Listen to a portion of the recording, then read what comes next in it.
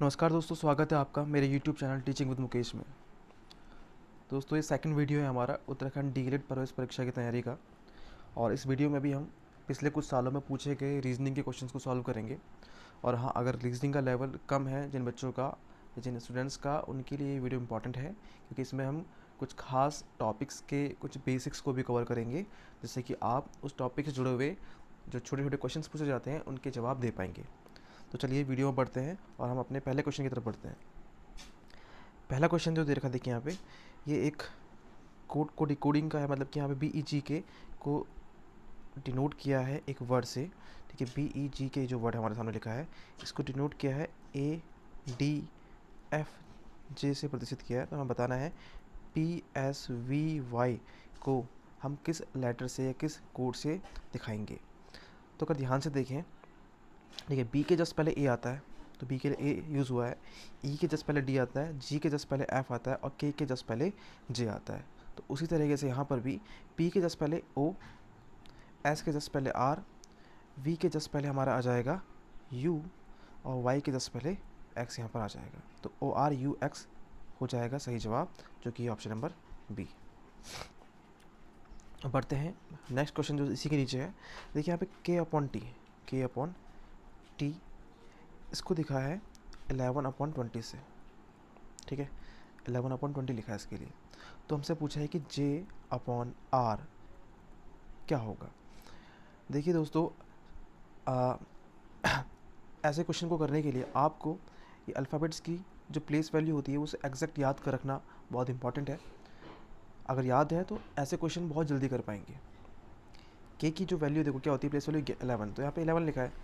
T की place value जो होती है 20, तो यहाँ पे लिखा है 20। सिमिलरली यहाँ पे जे की प्लेस वैल्यू हो जाएगी 10 और आर की प्लेस वैल्यू हो जाएगी 18। तो आंसर होगा 10/18। ऑप्शन नंबर ए सही हो जाएगा। ठीक है, बढ़ते हैं नेक्स्ट। तो यहाँ पे एक फिगर वाला क्वेश्चन है, जिसको एक फिगर सीरीज चल रही है और यहाँ पे इस क्वेश्चन मार्क की जगह पे हमें बताना है कि यहाँ पे क्या कौन सा फिगर आएगा इन चारों ऑप्शंस में से। देखिए, ऐसे क्वेश्चन को सॉल्व करने के हमारे पास, ठीक है, हमें दो तरीक़ों से इस क्वेश्चन को डील करना है। सबसे पहले हमें देखना है कि क्या फिगर में कोई चेंज आ रहा है, कि क्या कोई फिगर में चेंज आया है। हमें पहले ये चेक करना है, ठीक है, कि फिगर में चेंज का मतलब ये होता है, जैसे सपोज़ करते हैं ये एक फिगर है, ठीक है, यहाँ पर एक सर्कल है बीच में। ठीक है, अब नेक्स्ट फिगर आई, यहाँ पर 2 सर्कल आ गए बीच में। नेक्स्ट फिगर जो है यहाँ पर 3 सर्कल आ गए, ठीक है, 3 डॉट आ गए। तो अब आप पैटर्न समझ गए कि फिगर में लगातार चेंज आ रहा है। एक जो डॉट है वो इंक्रीज़ होता जा रहा है। ठीक है, एक तो इस टाइप के क्वेश्चन होते हैं। एक क्वेश्चन होते हैं जिसमें सिर्फ डायरेक्शन चेंज करी जाती है, पोजीशन चेंज की जाती है हमारे फिगर्स की। जैसा सपोज करिए, ठीक है, ठीक है, अभी जो एरो है इस डायरेक्शन में है, अब एरो जो है इस डायरेक्शन में आ गया, अब एरो इस डायरेक्शन में आ गया। तो आप देखेंगे कि जो ये डायरेक्शन है वो इस तरीके से चेंज हो रही है, यानी कि क्लॉकवाइज डायरेक्शन चेंज हो रही है। ठीक है, क्लॉकवाइज पोजीशन चेंज हो रही है हमारे ऑब्जेक्ट की। ठीक है, ये हो सकता है कि एंटी क्लॉकवाइज भी हो जाए। ठीक है, ऐसे है, फिर इस तरीके से, फिर इस तरीके से और फिर इस तरीके से। ठीक है, इस तरीके से भी चेंज हो सकती है डायरेक्शन। ठीक है, तो आपने पहले यही पहचानना है कि क्या फिगर में कोई चेंज आ रहा है या फिर सिर्फ पोजीशन में चेंज आ रहा है। तो देखिए यहाँ पे फिगर एज इट इज़ वही है, सिर्फ पोजीशन चेंज हो रही है। ठीक है, अब हमने पहचाना है कि क्लॉकवाइज या फिर एंटी क्लॉकवाइज। देखिए, ये जो यहाँ पे आपको दिख रहा है, ये जो ट्राइंगल वाला हिस्सा है, ये यहाँ पर आ गया इसमें, देखिए इस तरीके से, फिर यहाँ से यहाँ आ गया इस तरीके से। तो देखिए एंटी क्लॉकवाइज चेंज हो रहा है। तो अगर यहाँ पे है, अगला कहाँ पे आएगा, इस जगह पे आना चाहिए। तो इस जगह पे कहाँ पे है, सिर्फ ऑप्शन नंबर डी में है। तो यही सही जवाब हो जाएगा इस क्वेश्चन के लिए। नेक्स्ट क्वेश्चन देखिए, फिर यहाँ पे ये क्वेश्चन सेम ही है। ठीक है, इसमें भी क्या आ रहा है, अब आपने पहचानना है पहले कि क्या फिगर चेंज हो रहा है या सिर्फ पोजीशन चेंज हो रही है, या फिगर में कोई चेंज आ रहा है। ठीक है, तो ये क्वेश्चन आप होमवर्क में कर लीजिएगा। ठीक है, ऑप्शन सारे इसमें दे रखे हैं। ठीक है, तो अगला क्वेश्चन है मिसिंग नंबर का है।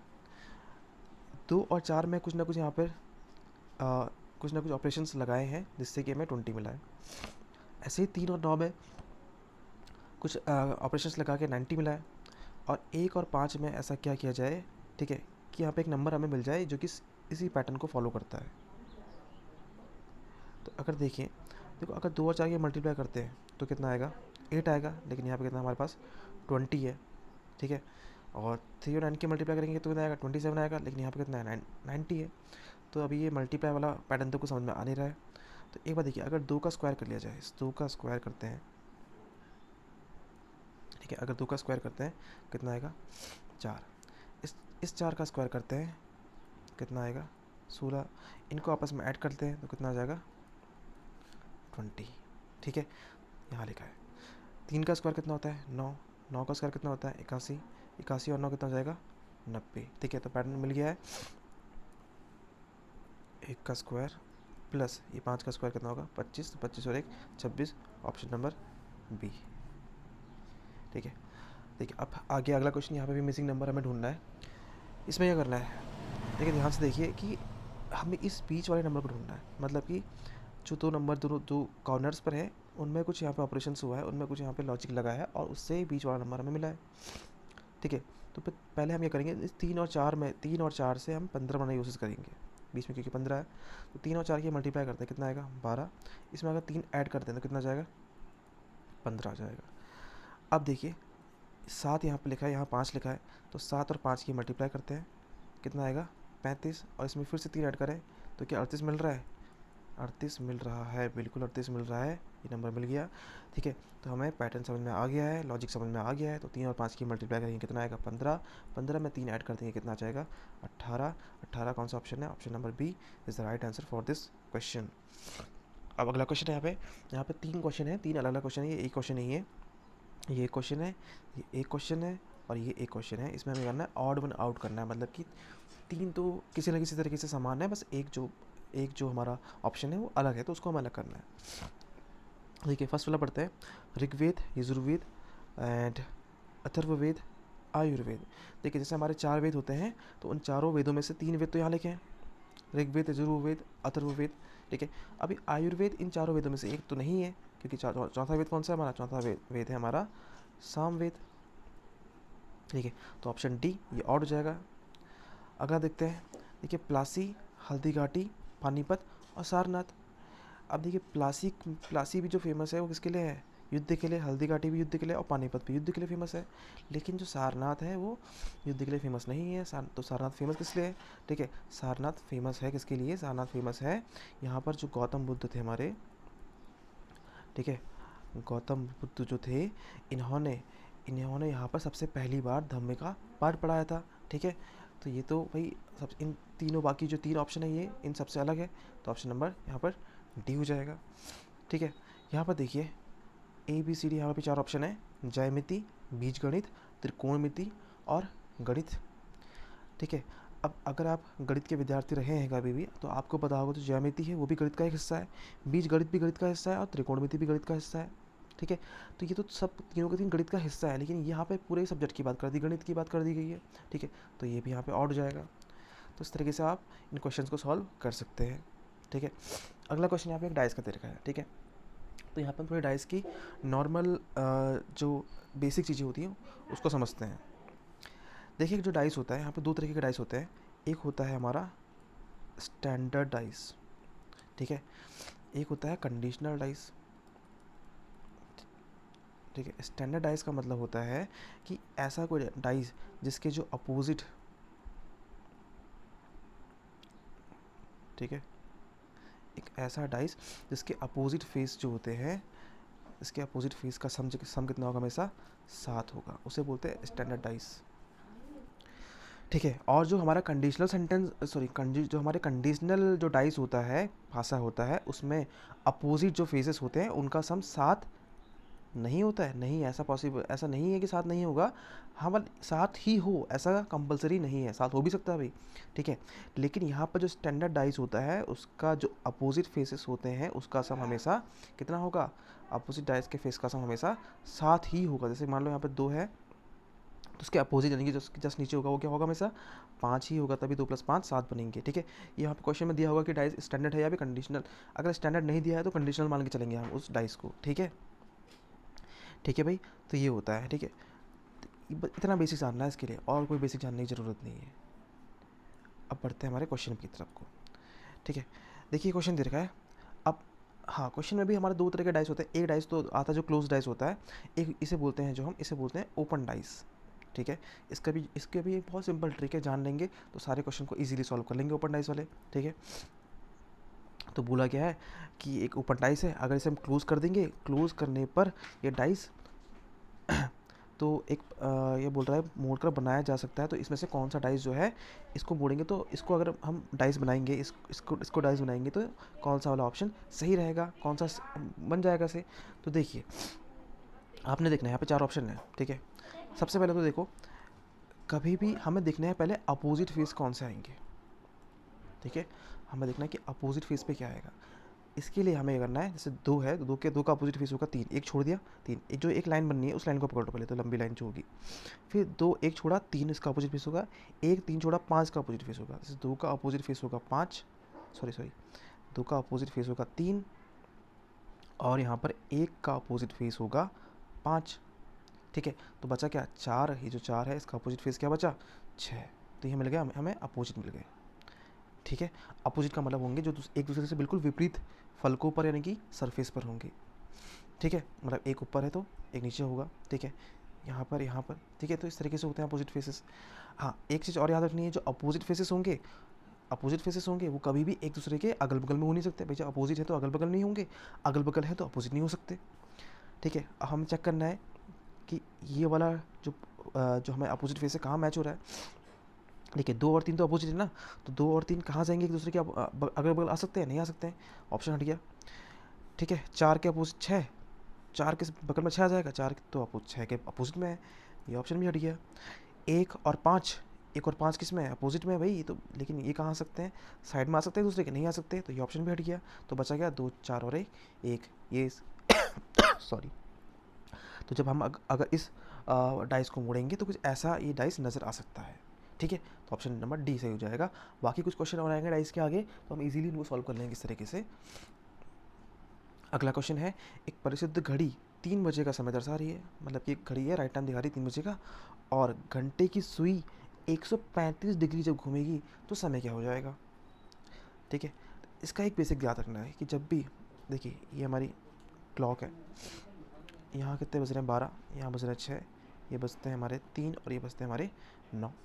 तो जब भी घंटे की सुई, ये घंटे की सुई है, जब भी अगर वो 90 डिग्री मुड़ेगी, 90 डिग्री ऐसे जाएगी, तो हमेशा कितने घंटे कवर करेगी, 3 घंटे कवर कर लेगी। घंटे की सुई जब 90 डिग्री मूव करेगी, ठीक है, तो 3 घंटे कवर करेगी। ठीक है, तो अगर यहाँ से निकालो, अगर 1 डिग्री मूव करेगी तो कितने लगाएगी, कितने घंटे लेगी, तो लेगी 3/90, इतने घंटे। और अगर 135 डिग्री, जैसे कि यहाँ पे क्वेश्चन पूछा गया, 135 डिग्री अगर घूमी है, तो 3/90 की मल्टीप्लाई कर दो 135 से। ठीक है, कटा इतने बार। ठीक है, इसे काटते हैं और यहाँ लगा देंगे पॉइंट। ठीक है, अगर आप इसको सॉल्व कर पाएँ तो 4.5 यानी कि 4.5 घंटे। 4.5 घंटे का मतलब है कि अभी 3 बज रहे हैं, तो 4.5 घंटे बाद बचेंगे तुम्हारे कितने, 7.5। तो ऑप्शन बी। अब इसे एक तरीके से और सॉल्व कर लेते हैं। देखिए, हमने कहा था कि भाई 90 डिग्री जब घूमेगी तो 3 घंटे कवर करेगी। ठीक है, मतलब क्या है कि अभी जो सुई है 3 बजे है, तो यहाँ पहुँच गई सुई 6 बजे। ठीक है, 90 डिग्री पे 3 घंटे, 3 6 आ गया। अब बचे कितने डिग्री और घूमना, 135 में से 90 डिग्री घूम गई, तो बचे कितने 45 डिग्री। तो 90 का आधा 45, यानी कि जब 90 डिग्री में 3 घंटे घूम रही थी, तो 45 डिग्री में यानी कि 1.5 घंटा और घूमेगी बस, यानी कि 6 बजे तो भैया 6 तो पहुंच गई ना, 1.5 घंटा और, मतलब कि 1 घंटा लेगी 7 पे, आधा घंटा लेगी 7.5 पे, तो ऑप्शन हो जाएगा बी 7.5। अगला एक प्रश्न है फिर से यहाँ पे एक प्रश्न दे रखा है कि एक विद्यार्थी एक परीक्षा में सही प्रश्न करने के 4 नंबर मिलते हैं। भाई, अगर सही प्रश्न करा 4 नंबर मिल जाएंगे, और गलत प्रश्न कर दिया 1 नंबर काट देंगे। और विद्यार्थी ने क्या किया कि 75 प्रश्न सही किए हैं, और उसे 75 प्रश्न, टोटल 75 प्रश्न किए हैं, और उसे 125 नंबर मिले हैं। तो बताना है कि सही प्रश्न कितने किए उसने। ठीक है, देखते हैं, पहले बेसिक से करेंगे, फिर एक नए तरीके से करेंगे क्वेश्चन को। बेसिक यह है कि हमने मान लिया कि सही यानी कि राइट प्रश्न कितने करे हैं x, और जो रॉन्ग प्रश्न किए कितने किए हैं y। अब राइट और रॉन्ग। प्रश्न मिला करके उसने कुल कितने प्रश्न किए हैं, उसने कुल प्रश्न किए हैं 75, 75। तो x plus Y equal to कितना आ गया 75। अब अगर राइट एक मान लो राइट प्रश्न किए x, एक क्वेश्चन में 4 नंबर मिल रहे हैं तो x में मिलेंगे 4x नंबर, लेकिन गलत भी तो कर रखे हैं तो कुछ माइनस भी तो होगा। माइनस कितना होगा, एक नंबर काट लेते हैं एक गलती पर, तो y गलती की है इसने, y गलत किए हैं तो y नंबर कट जाएंगे, एक y का मतलब y, ठीक है। तो ये कुल नंबर हो जाएंगे, कुल नंबर कितने हो जाएंगे इसके 125 हो जाएंगे।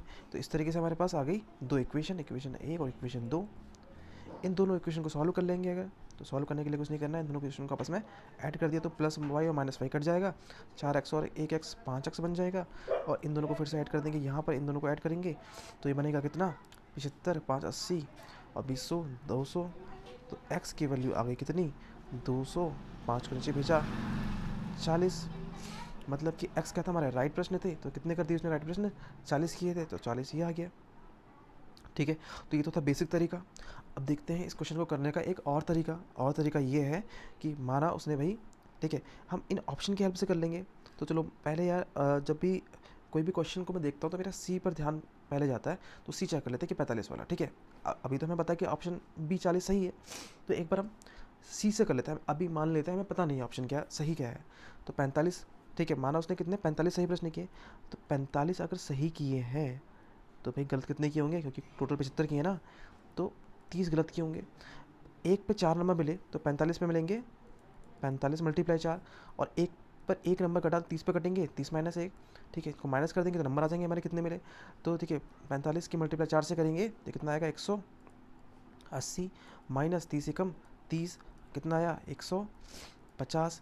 150 नंबर मिले क्या, नंबर तो 125 मिले हैं, ठीक है। तो ये ऑप्शन सही नहीं होगा, ठीक है। फिर से देखते हैं, अब मान लेते हैं राइट, इस बार चलो 40 वाले लेके देखते हैं। 40 राइट थे तो गलत कितने होंगे, 75 टोटल किए ना, तो गलत होंगे 35, ठीक है। एक पे 4 मिल रहे हैं तो 40 पे मिलेंगे 40 गुना 4 माइनस, क्योंकि कुछ नंबर घट भी रहे हैं क्योंकि गलत किए नंबर कट रहे हैं। एक पर 35 कट रहे हैं तो 35 पर 35 नंबर कट जाएंगे पूरे, तो ये कितना आ गया 160 माइनस 35, ये आ जाएगा 125। तो ऑप्शन से डायरेक्टली हम इस क्वेश्चन को सॉल्व कर सकते हैं, ठीक है। तो ये थे कुछ क्वेश्चंस जो डीएलएड एग्जाम में पूछे गए थे, प्रीवियस ईयर क्वेश्चन है, कोई इरेलेवेंट क्वेश्चन नहीं है, सारे रिलेवेंट क्वेश्चन हैं क्योंकि पिछले साल एग्जामिनेशन में पूछे गए क्वेश्चन हैं। अगर आपको वीडियो अच्छी लगी है तो इस वीडियो को लाइक कर दो, और ऐसे ही और प्रैक्टिस करने की क्वेश्चंस की हमारे चैनल से जुड़ जाइए। आगे आने वाले समय में हम ऐसे कुछ और भी वीडियोज़ डालेंगे जिससे आपके डीएलएड एंट्रेंस एग्जामिनेशन में आपकी हेल्प होगी। तो थैंक्स फॉर वॉचिंग, हम मिलते हैं नेक्स्ट वीडियो में।